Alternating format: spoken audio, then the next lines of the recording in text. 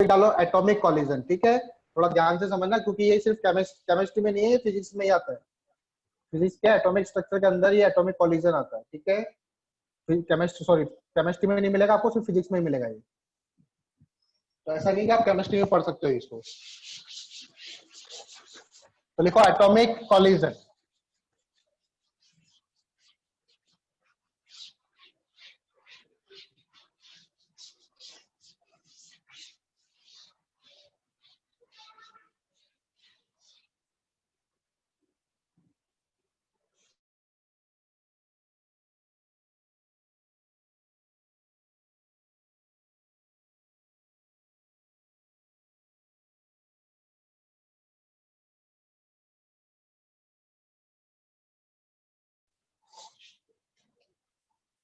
Atomic collision में दो atom आपस में कोलाइड करेंगे, ठीक है, सिंपल सी बात है, पता है, साफ पता चल रहा है क्या होगा कि जो आपस में कोलाइड करेंगे, ठीक है। ये काफी इंपॉर्टेंट है, फिर स्टार मार्क कर लेना आप, क्योंकि जेई वगैरह में आप लोगों को क्वेश्चन पूछेंगे तो इन्हीं में से पूछेंगे, क्योंकि ये टॉपिक केमिस्ट्री में भी नहीं है। तो फिजिक्स में अगर क्वेश्चन बनेगा तो फिर इसमें से बनेगा, एटॉमिक कॉलिजन और एक पीछे रिकॉइल वाला, ठीक है। तो देखो एनर्जी जो है, कभी भी जब कॉलिजन होता है तो याद रखो एनर्जी कब लॉस होती है। परफेक्टली इलास्टिक कॉलिजन में कभी भी एनर्जी का लॉस नहीं होता। तो एनर्जी लॉस होती है किसमें? तो तीन टाइप के कॉलिजन होते हैं। Energy is lost in elastic, in elastic and perfectly inelastic collision, ठीक है, in and perfectly inelastic collision। केवल इन्हीं दोनों में एनर्जी लॉस्ट होती है, परफेक्टली इलास्टिक कॉलिजन में एनर्जी का लॉस नहीं होता है, ठीक है। This loss will be accepted, ये जैसे एटम के अंदर जब लॉस होगा, एटम आपस में टकराएंगे तो उसमें एनर्जी का लॉस होगा, तो लॉस तभी एक्सेप्ट किया जाएगा जब वो एनर्जी का यूज हो पाएगा। एटम के अंदर फ्रिक्शन वगैरह नहीं होता, क्या बोलोगे सर हीट एनर्जी के रूप में वो निकल जाएगा, ये हो जाएगा, वो एटम के अंदर होगा। वो जो एनर्जी का लॉस होगा वो तभी एक्सेप्ट किया जाएगा जब उस एनर्जी का यूज, एटम अब एनर्जी लेके क्या करेगा, उसके जो एक्साइट होगा, ठीक है, इलेक्ट्रॉन्स को क्या करेगा, एक्साइट करेगा, ठीक है।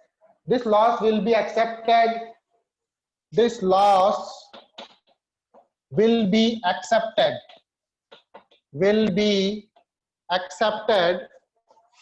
if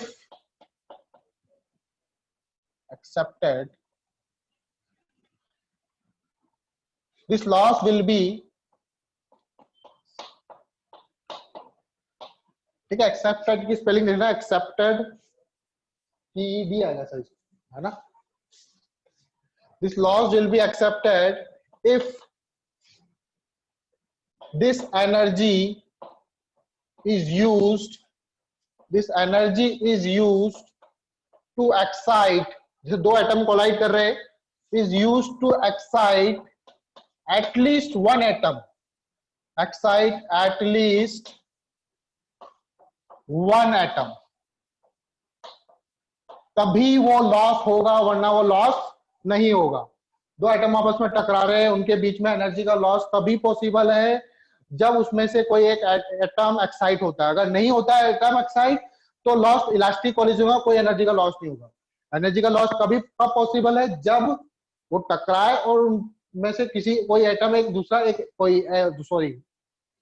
एटम एक्साइट हो, ठीक है, कोई एटम क्या हो, एक्साइट हो, तभी वो पॉसिबल है। At least one colliding atom will be excite, तभी ये पॉसिबल है, ठीक है। दूसरा पॉइंट लिखो, वैसे एटम जो कोलाइड करते हैं तो हमेशा ये पॉसिबिलिटी रहती है कि पॉसिबिलिटी ऑफ इलास्टिक कॉलिजन तो होते रहेंगे, ठीक है, उसमें कोई दिक्कत नहीं है। एटम वगैरह जब कॉलिजन करते हैं तो इलास्टिक कॉलिजन ही होते हैं, हम लोगों ने पढ़ा भी था। Possibility of elastic collision is always there, कोई एनर्जी का लॉस नहीं रहा, कोलाइड करो कुछ भी करो कोई दिक्कत नहीं है, ठीक है। तो इलास्टिक कॉलिजन तो हो ही रहे, ठीक है। आई बात समझ में?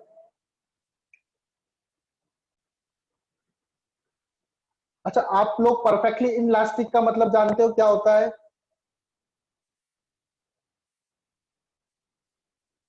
परफेक्टली इनइलास्टिक,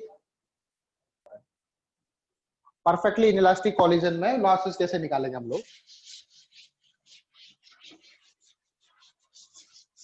ठीक है, 2 पॉइंट हो गया। तीसरा पॉइंट क्वेश्चन लिख लो। जैसे मान लो आपका एक आइटम है और दूसरा आइटम है, ये आइटम किस पे है? रेस्ट पर है। इसका मास भी m है, इसका मास भी m है, इसकी वेलोसिटी v है। ये जाके इससे टकरा रहा है। एक केस तो ये ले लेते हैं, दूसरा केस ले लेते हैं, ये m है और इधर एक और मास है जिसका मास 4m है। एक दूसरी बॉडी है जिसका मास क्या है? 4m है। ठीक है, ये भी रेस्ट पर है। ये अगेन v वेलोसिटी से जाके इससे टकरा रहा है। दोनों ही केसेस में परफेक्टली इनइलास्टिक कॉलिजन हो रहा है। तो बताना है आपको, in both cases, in both cases collision is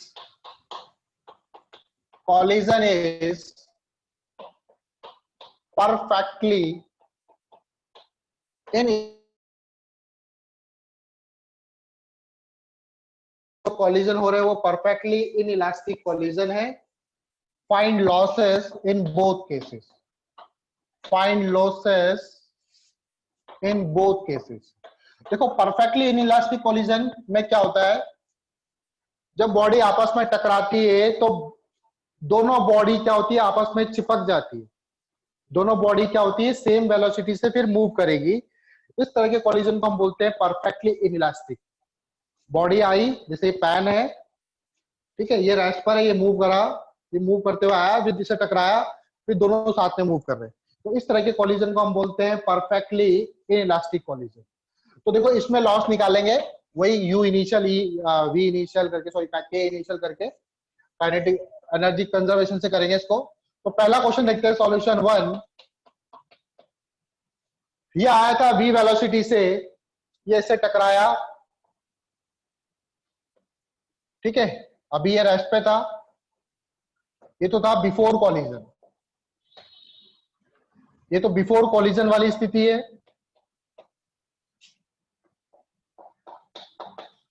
after collision क्या होगा? दोनों बॉडी आपस में चिपक जाएगी, दोनों बॉडी आपस में चिपक गई और दोनों मूव कर रही है, सेम वेलोसिटी से मूव करेगी। ध्यान रखना, सेम से मूव करेगी। मान लो v डैश से मूव कर रही है, क्योंकि वेलोसिटी अब कुछ कम हो जाएगी, कुछ लॉस हो गया इसमें। तो दोनों बॉडी चिपक गई आपस में और दोनों बॉडी साथ में मूव कर रही है, तो ये आफ्टर कॉलिजन वाली स्थिति होगी। ठीक है, या दोनों बॉडी क्या होती है? दोनों बॉडी आपस में चिपक जाती है कॉलिजन के बाद, तो उस तरह के कॉलिजन को हम लोग परफेक्टली इनइलास्टिक कॉलिजन बोलते हैं। तो अब एनर्जी कंजर्वेशन करोगे, ठीक है, यहाँ पे पोटेंशियल एनर्जी तो नहीं है, तो initial kinetic energy equal to final kinetic energy करूंगा मैं। और आप चाहो तो मोमेंटम की हमको जरूरत पड़ेगी क्या? मोमेंटम की जरूरत नहीं पड़ेगी वैसे तो इस केस में, तो आप डायरेक्टली काइनेटिक एनर्जी कंजर्वेशन कर लो। ठीक है, क्योंकि हमको एनर्जी निकालिए। तो अभी इनिशियली काइनेटिक एनर्जी कितनी है? इनिशियली एनर्जी कितनी है? Kinetic energy half mv²। और इसमें कितनी है? अगर हम लोगों को मान लो और कुछ भी निकालना होता है तो फिर हम लोग, वहां पर मास अलग होते हैं, वेलोसिटी वगैरह अलग होती है, तो फिर हम लोग इसमें मोमेंटम कंजर्वेशन भी लगा सकते थे। ठीक है, अब मोमेंटम कंजर्वेशन की जरूरत नहीं है, आपको डायरेक्टली हो जाएगा। काइनेटिक एनर्जी फाइनल कितना है? अब टोटल मास कितना हो गया? Half 2m into v dash का स्क्वायर। अच्छा, मोमेंटम कंजर्वेशन लगाना पड़ेगा आप लोगों को, ठीक है, उसी से आपको वी डैश और वी के वैल्यू वैल्यू निकलेगी। ठीक है, ये तो काइनेटिक एनर्जी निकल गया। इनिशियली मोमेंटम क्या है? पी इनिशियल कितना है? पी इनिशियल है, केवल इसी का मोमेंटम है m इंटू वी, और इसका मोमेंटम क्या है? 0। आफ्टर कोलिजन दोनों बॉडी इसी डायरेक्शन मूव करी जहां से जा रहे थे, तो पी फाइनल कितना होगा? पी फाइनल कितना होगा? 2m इंटू वी डैश, यही होगा final momentum, 2m into v dash. ठीक है, इसको रब कर रहा हूं मैं। तो यहाँ पे एनर्जी कंजर्वेशन नहीं, क्योंकि एनर्जी का लॉस हो रहा है, यहाँ पे मोमेंटम कंजर्व होगा। क्या होगा? मोमेंटम कंजर्व रहेगा, ठीक है, according to momentum conservation. Energy conservation नहीं है, क्योंकि लॉस हो रहे हैं ना यहाँ पे। तो अकॉर्डिंग टू मोमेंटम कंजर्वेशन,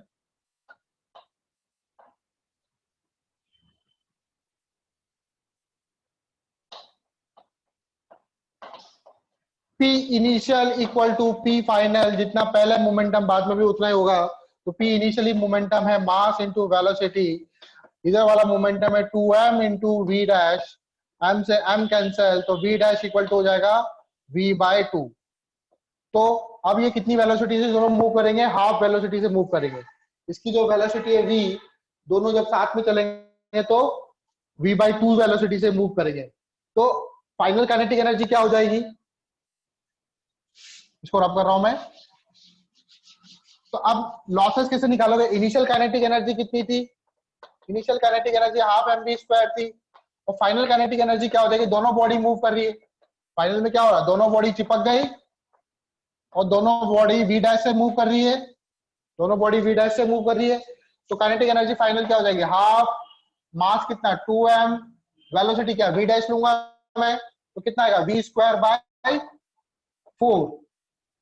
कुछ कट रहा है तो काट दो, और 2 से 2 कट गया, mv स्क्वायर बाय 4। तो लॉस कैसे निकालोगे? डेल्टा एनर्जी का loss, kinetic energy initial minus kinetic energy final. तो काइनेटिक एनर्जी इनिशियल कितना है? Half mv square, half mv square. Kinetic energy final कितना है? mv square by 4। कितना है? mv square by 4। तो कितना आएगा ये फाइनली आएगा mv स्क्वायर बाय 4। कितना आएगा? mv square by 4। तो इस वाले कॉलिजन में एनर्जी लॉस कितना आया? लॉस आया काइनेटिक एनर्जी का हाफ। देखो, इनिशियल काइनेटिक, इसका हाफ करोगे तो यही आएगा। तो फर्स्ट वाले केस में लॉस कितना आएगा? के बाय 2, ठीक है। सेकेंड वाले केस में देखते हैं। सेकेंड वाले केस को भी ऐसे ही करेंगे हम लोग। रब कर रहा हूं मैं इसको। सेकेंड वाला केस में भी ये होगा, मोमेंटम कंजर्व करो, पहले इसकी दोनों की वेलोसिटी निकालो।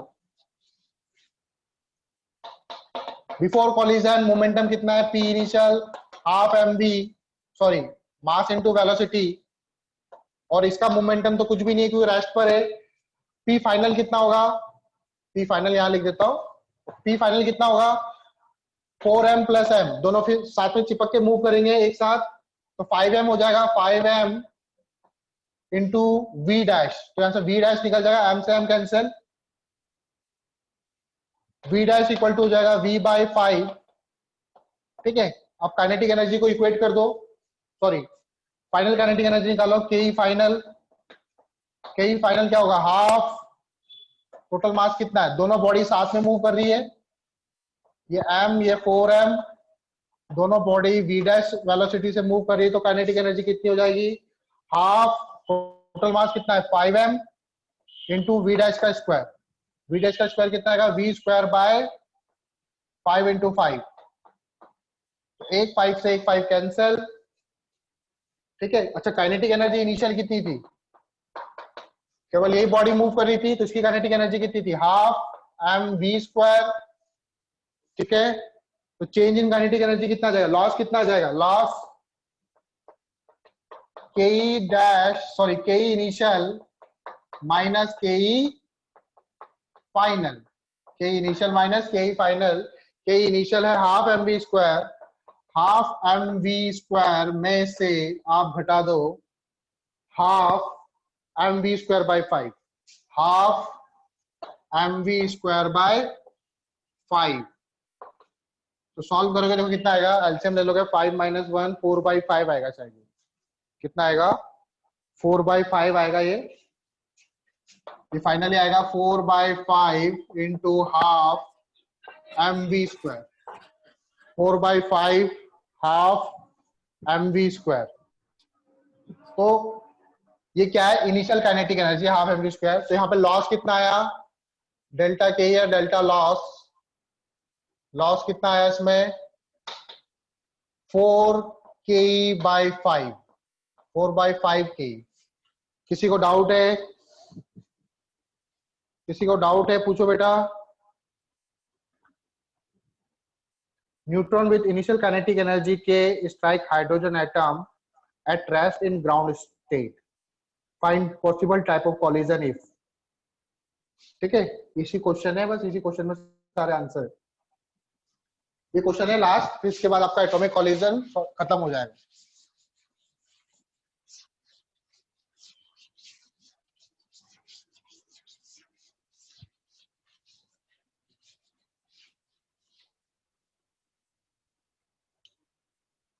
क्वेश्चन लिखो, neutron with initial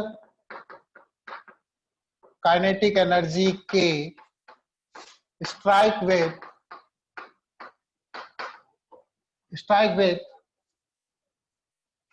hydrogen atom at ground state। जो एटम है ग्राउंड स्टेट पे, मतलब एटम जो है वो एक्साइटेड स्टेट पे नहीं है, ठीक है। Find possible type of collision if, find possible type of collision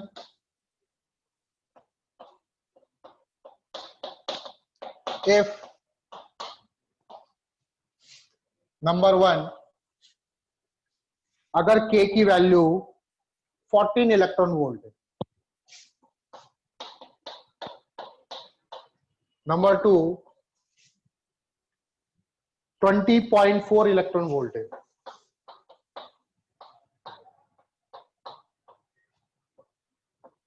number 3,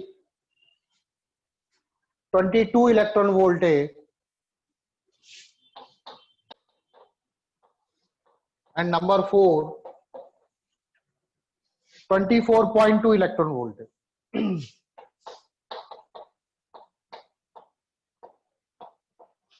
तो बताओ किस किस टाइप का, अगर मान लो काइनेटिक एनर्जी इतनी है तो किस टाइप का कॉलिजन पॉसिबल है। अगर काइनेटिक एनर्जी 20.4 इलेक्ट्रॉन वोल्ट है तो किस तरह का कॉलिजन पॉसिबल है, ये बताना हम लोगों को।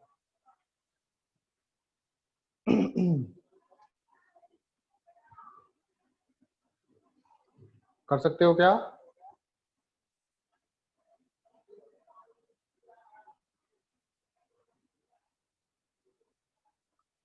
चलो मैं बताता हूं।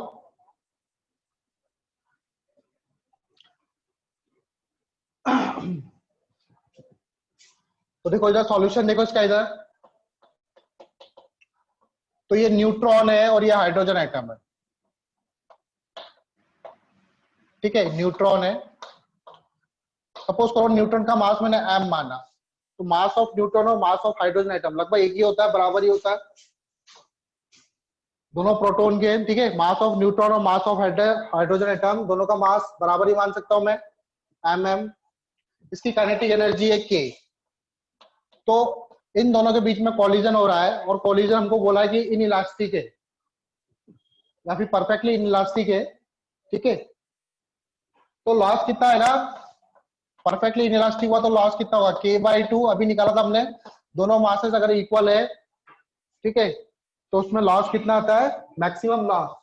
ये लॉस क्या होगा, मैक्सिमम लॉस, ठीक है।